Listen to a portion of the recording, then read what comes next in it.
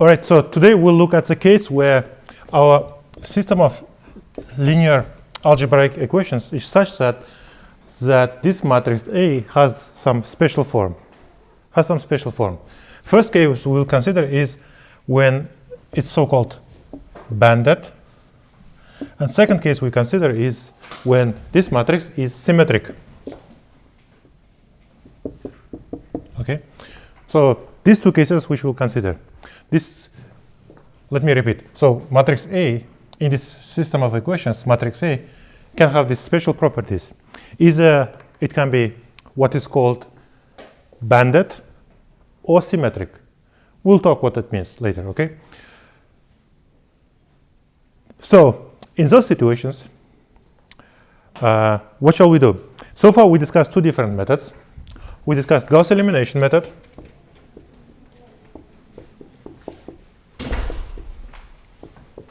and we discussed LU decomposition method, two similar methods. Two methods. And these two methods do not make any assumption about the form of A. It can deal with any A possible, as long as it's not an ill-posed. System is not ill-posed, right? Ill-conditioned. Okay, so this method do not make any assumptions. It can work with any A. Now, if this A has special properties, the question is, can we use those special properties, and can we perhaps modify these two methods to make them even more efficient, to exploit the fact that this system has this special property? It turns out the answer is yes. These two systems, these two different types of systems, which are very common in many applications, for those two systems, one can modify these two methods and come up with a more efficient scheme that works faster, that requires less storage, less memory. So that's what we're going to discuss today. All right, let's first discuss this banded matrix. Banded matrix. What is banded matrix? Banded matrix.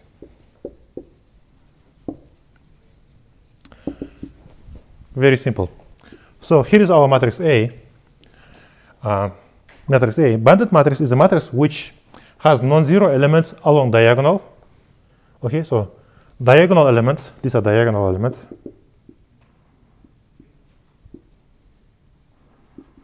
Diagonal elements are non-zero, and perhaps neighboring elements along this diagonal, one or two neighboring elements along this neighbor, or more, some elements along this neighbor. So let's say we take column, I don't know, column number 3. This is diagonal element, and neighboring elements are also non-zero. One or two or three maybe elements are non-zero. The rest of the elements are zero. Okay, this kind of matrix is called banded matrix. Okay, the question is, why not to use this method to solve a system where matrix A has this form? Number one reason, there are a lot of zeros, and the LU decomposition method does know that there are a lot of zeros, so it will have to operate on those zeros no matter what. The algorithm which we discussed last time will be operating on these zeros, and it is a waste of computational time. So we can come up with an alternative scheme which only acts along these diagonal elements. Okay, just ignores these elements, doesn't do anything, doesn't even store those elements, just acts along these diagonal elements. Okay, let's consider that for a system which is tridiagonal. Tridiagonal.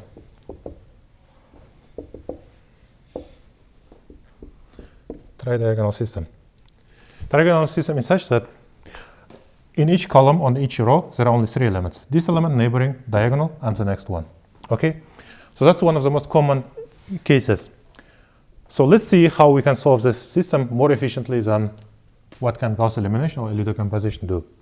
Okay, let me write a general form of that. All right, here I have my. So this is my matrix A, 3 diagonal. So there are diagonal elements, which are F, from F1 to Fn. Then there are neighboring elements, which starts from E2, E3, up to En. And on the other side, we have G's, G1, G2, all the way up to Gn minus 1. The rest of the elements are 0. We have zeros here, zeros here. So this is an example of tridiagonal matrix. All right, so we are given a system in this form. Okay, this is a general form of tridiagonal system. So we need to solve it. So how can we solve it? So we want to modify LU decomposition method to make it more efficient for this problem. How can we do that? So in order to develop a method, let's look maybe 3x3 case. It's easier to look, it's easier to understand. Okay, what I'm going to do, I'm going to rewrite the system for 3x3 case, and let's go through the solution and let's try to make it more efficient. Okay, let's try to make more efficient than LU decomposition. Okay, let me write 3x3 system. F1, G1, 0, E1, E2, F2, G2, 0, E3, F3. All right, this is a notation I use. X1, X2, X3 equal to some B1, B2, and B3. Okay, let's try to solve this system with LU decomposition method first, okay? So what do? First, we have to do decomposition step or eliminate variables. Okay, for this, we multiply the first row by, of course, E2 divided by F1 and subtract from the second row, right? Let's see what happens. We multiply by first row by this coefficient and subtract from the second row. Okay, what happens is F2 minus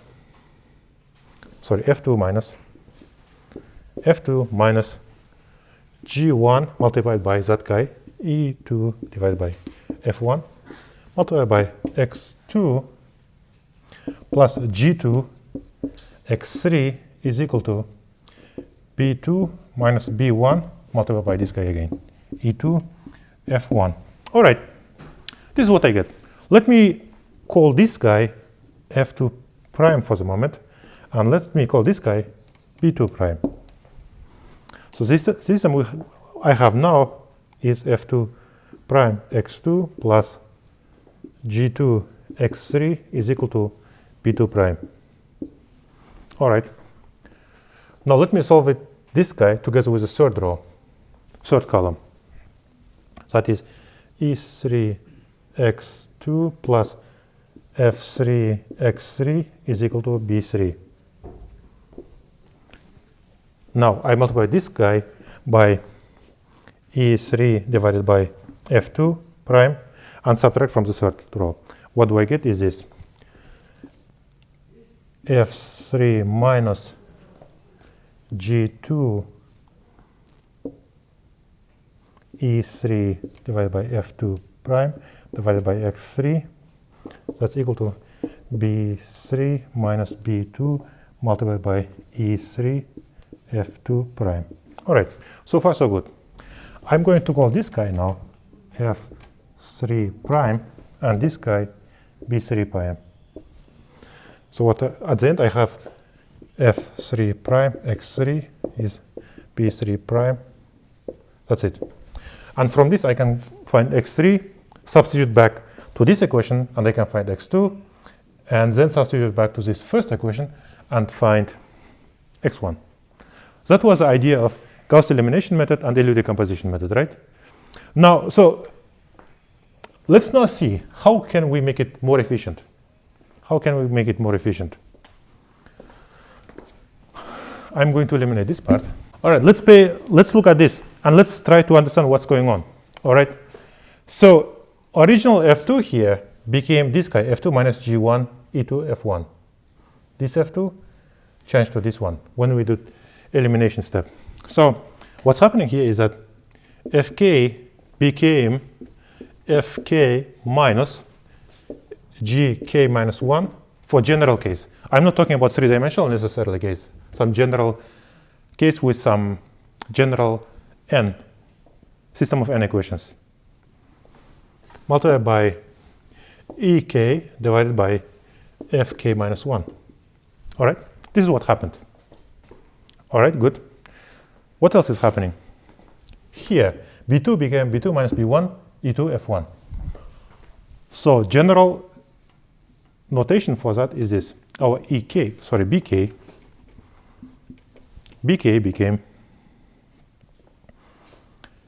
Bk minus Bk minus 1 multiplied by Ek divided by Fk minus 1.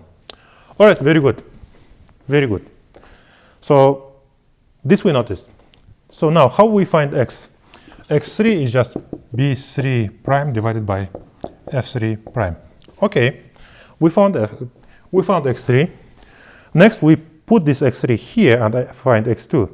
Okay, we can find x2. x2 is just will be f2 prime b2 prime minus g2 x3.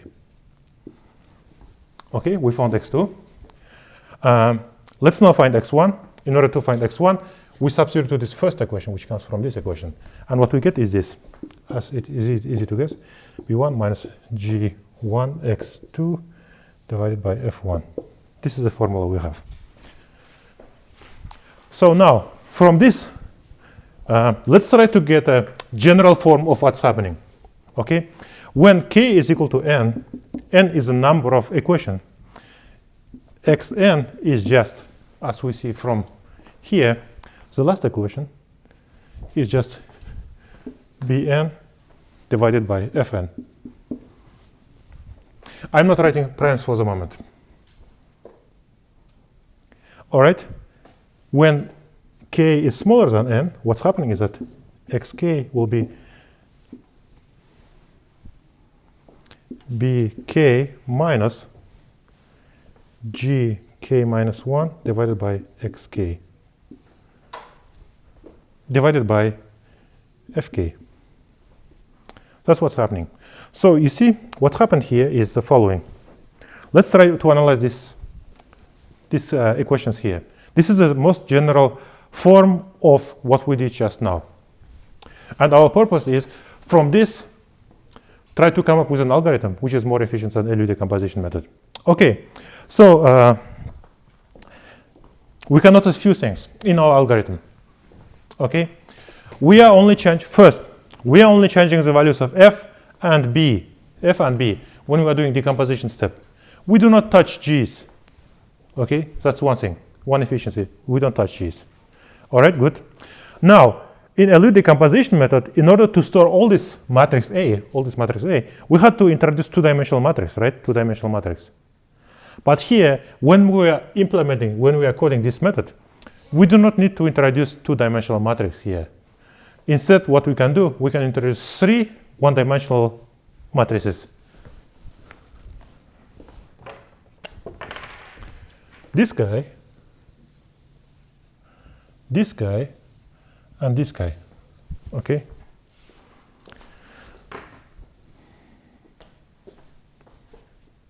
For a system of n equations, we have now 3 arrays, fk, where k is from 1 to n, gk, where k is from 1 to n minus 1, and ek, where k will be from 2 to n. So in total, we have how many elements? We have 3n minus 2 elements. This is how many elements we have if we store it as 3 one-dimensional elements, right? On the other hand, if we had to store entire thing as two-dimensional matrix, how many elements we would need to store? N squared, right? Otherwise, we would have to store this many elements in this general form. So you see, from storage point of view, we win. But for it to be useful, we need to come up with a system algorithm which operates only on these arrays. And it turns out we do have it. Here we operate on F only, here we operate on B, and then we do back substitution. We don't touch G. G we never touch. So that's the idea of this method. So here is this is the method which we can do, right? First we can do this step, and this will be equivalent to decomposition step in LU decomposition method. This step is forward substitution part.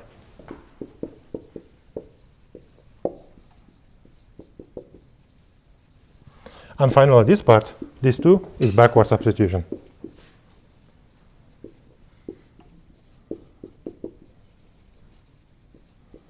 Okay? So we need way less storage, and the number of operations, if you count, scales like of the order of n. As opposed to the LU decomposition method or Gauss elimination method, where, if you remember, number of operations scales as what? N cube. So when the number of dimensions increases by a factor of 2, n increases by a factor of 2, cost increases at least by a factor of 8. Where it increases just, in this method, it increases by a factor of 2 only. Okay, so this is the idea of this method. So you can write three loops. First for loop, second for loop, and third for loop. That's it.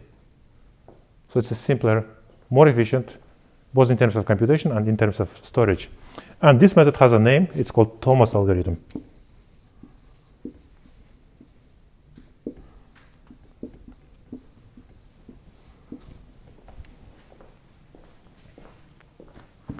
All right.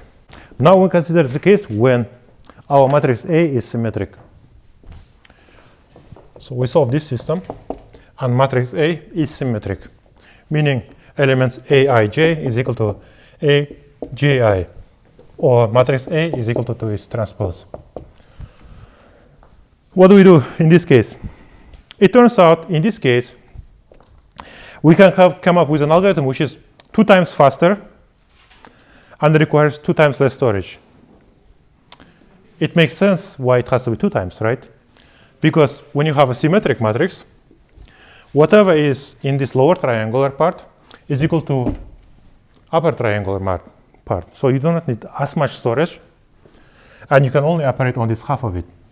So it has to be 2 times faster and needs 2 times less storage. All right, so there is an algorithm called Cholesky algorithm, which works in this case. How does it work? It is based on the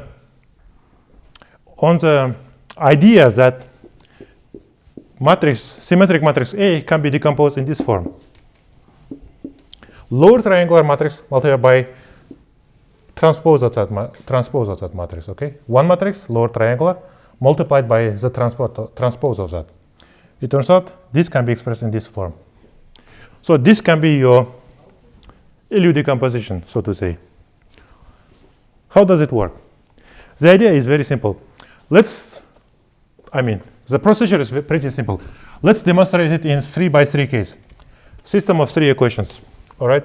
So here is my matrix A, A11, A12, A13, A21, A22, A23, A31, A32, A33, and that has to be equal to L11, 0, 0, L21, L22, 0, L31, L32, L33, multiplied by L11, L12, L13, 0, L22,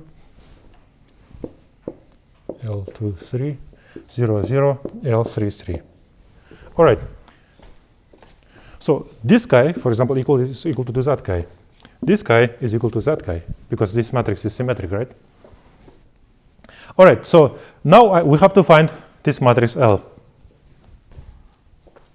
How can we do that? Very simple. We just equate one side of this to another side, the other side of this, element by element. For example, A11 has to be equal to this one multiplied by this one. A11 is equal to L11 squared. A12 is should be this one, right? L11 multiplied by L12. A13 is similarly L11 multiplied by L13. And step by step, you find all these L's. I will just write the final expression for that. Final expression. It turns out you can do it in this simple loop, very simple loop, which is the following. Some LKI is just AKI. I'm writing it for general case, not only third order system, but some system with order n.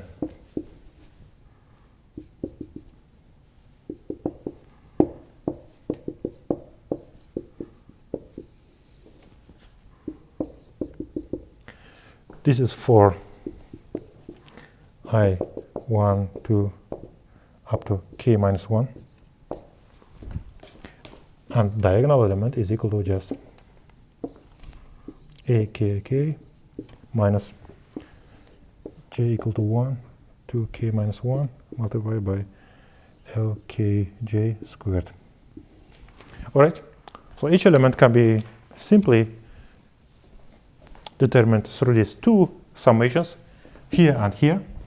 And that's it. You have all these elements. The rest of the procedure is exactly the same as in LU decomposition, very similar to what we have in LS decomposition. So this is the decomposition step. We found this matrix L. Okay, we found it.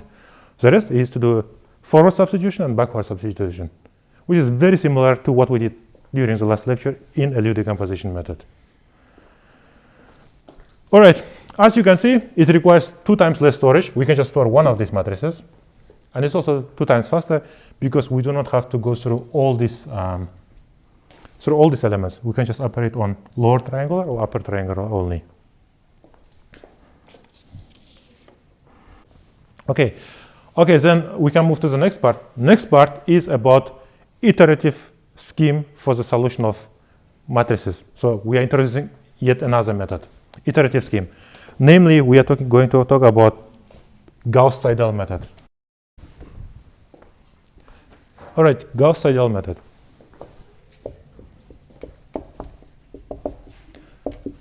Gauss-Seidel method. The idea behind this method is exactly the same as fixed point iteration method, which we discussed some time ago, and which we were doing assignment on, right? The idea is very, very simple. We just use that method for a linear system now, okay?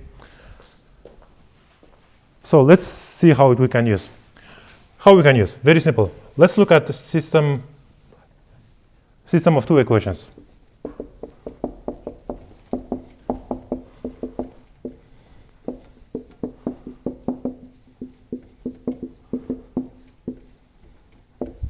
Okay, this is a system. What I can do, I can find x1 from here. That will be just b1 minus a1, 2, x2 divided by a11. From here, I can find x2, b2 minus a21, x1, x22. All right, and I can use these two as iterative scheme. So I start from some initial guess for x1 and x2. They can be 0, for example. So I put my initial guess for x2, I get x1. I put that x1 here, and I get x2. So I have my new values of x1, x2. In the next iteration, I put that x2 here, I get x1. I put that x1 here, and I get x2. That's the idea behind this iteration method.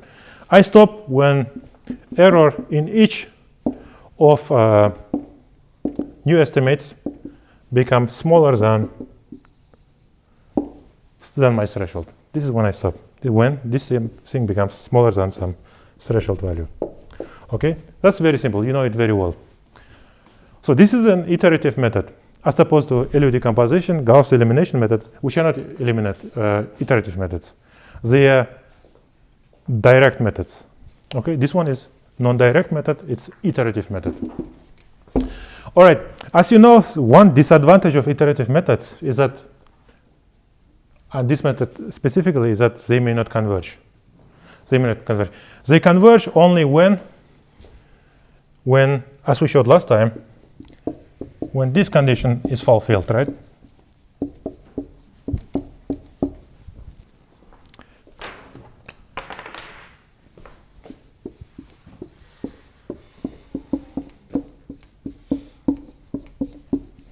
Where u and v are functions. This is function u, and this is function v. Right? When iteration scheme was based on this form, on this functional form, we showed that the sufficient condition for convergence was this one. Let's see what is the meaning of this one for linear system. du dx is 0 here. Dx, okay. Here I'm talking about x1 and x2, right? So it's my x1, this is my x2. So du dx1 is 0, du dx2 is minus a12 divided by a11, I think, right? dv dx1 is minus I21 divided by I22. dv dx2 is equal to 0. So this condition, the first condition then, boils down to this one, a212 divided by a11 less than 1, or a12 is smaller than a11. All right. Now this condition, on the other hand, boils down to this, a21 divided by a22 is smaller than 1, which means a21 is smaller than a22. This is valid for two-dimensional case. I can write an expression which is valid for any n, and that is this. aii should be smaller than sum of the rest of the terms.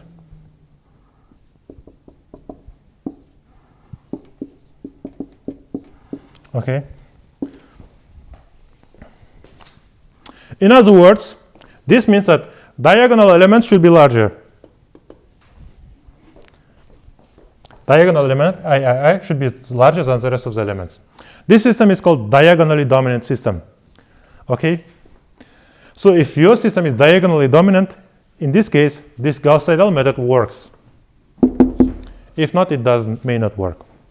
Luckily, it turns out many applications in science and engineering leads to diagonally dominant linear systems. Where? Sign?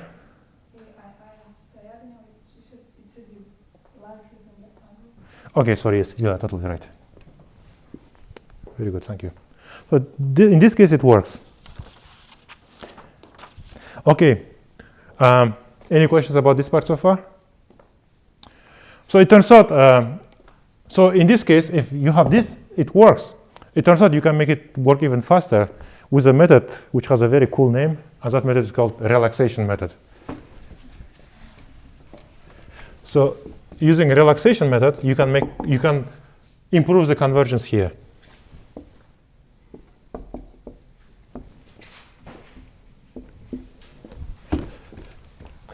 How does it work?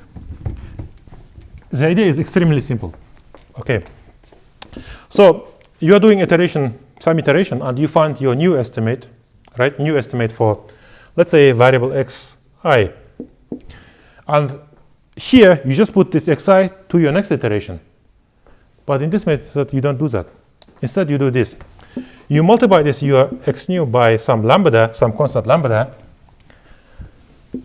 and add this guy, 1 plus lambda xi from old iteration. So you mix old iteration and new iteration. You mix old iteration and new iteration, where lambda is a constant from 0 to 1. No, to 2. Okay? When lambda is equal to 1, this is, of course, minus. When lambda is equal to 1, it is exactly this old Gauss-Seidel method, right? There is no relaxation. When lambda is equal to, let's say, 0.5, when lambda is equal to 0.5, you are averaging these two methods, okay? Why would you do that? There are certain cases where that works better. For example, in certain schemes which is not converging, putting lambda between 0 and 1, for example, 0.5, leads to convergence. How? In some situations, your convergence is oscillatory. You oscillate between two different solutions. What this does, it dumps that oscillation. Dumps this oscillation. Because you are averaging between previous and the next iteration. Now, so that case is called under relaxation.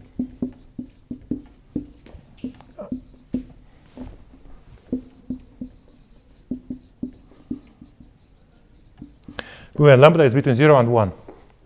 Alternatively, when lambda is between 1 to 2, it's called over relaxation. When do you use that? This is useful when system is already converging, but you want it to converge even faster. This is when it is useful. Very often, though, you do not know in advance which value of lambda you should use. Okay? And very often, you just have to find out with trial and error which lambda works best for your system. Okay, that's it. That's all I wanted to say today. Any questions?